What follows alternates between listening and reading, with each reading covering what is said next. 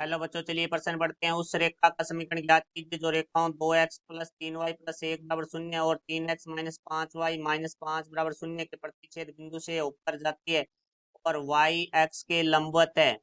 मुख्य अवधारणा। तो हमारे प्रश्न के अंदर रेखा की समीकरण पूछी गई है। तो सबसे पहले तो हम बात करते हैं y x के लंबवत रेखा।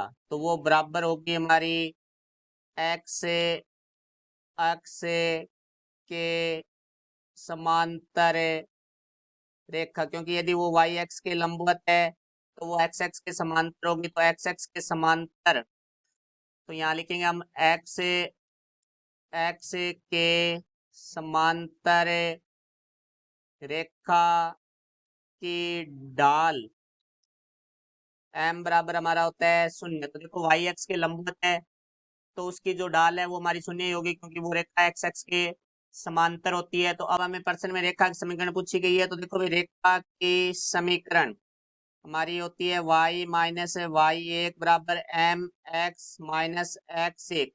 तो ये जो समीकरण है वो एक बिंदु से जाने वाली रेखा की समीकरण है, जहाँ एक्स एक और वाई एक जिस बिंदु से रेखा जाती है वो बिंदु है। तो अब देखो, हमें जो बिंदु निकालने हैं वो हमारे पास दो समीकरण दी गई है, उनका प्रतिच्छेद बिंदु है। तो देखो समीकरण है 2x प्लस 3y प्लस 1 बराबर 0 और दूसरी समीकरण है हमारे पास 3x माइनस 5y माइनस 5 बराबर 0। ये समीकरण नंबर 1 होगी, ये समीकरण नंबर 2 होगी।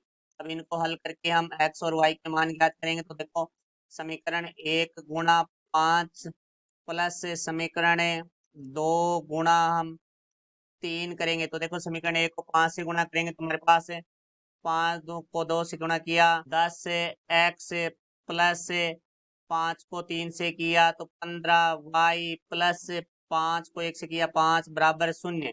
अब समीकरण नंबर 2 है, उसको हम 3 से गुणा करेंगे तो 9x माइनस 3 को 5 से 15y, फिर हमारा आ जाएगा माइनस 15 बराबर 0।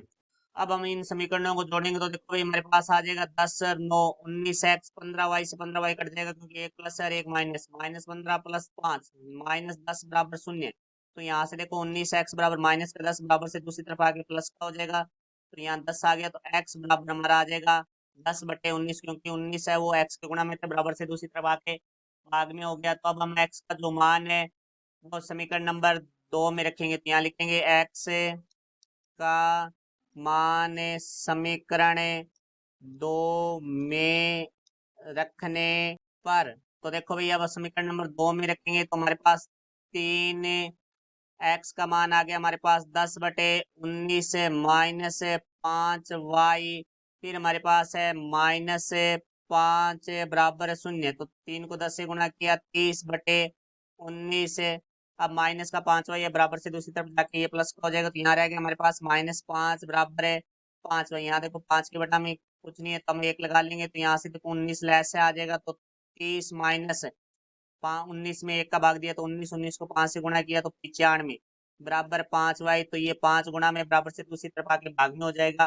तो 30 माइनस 95 वो हमारा -65 हो जाएगा, बटा में आ जाएगा 19 गुणा 5 बराबर है y। तो y से इसको काटेंगे तो हमारे पास आ गया 13।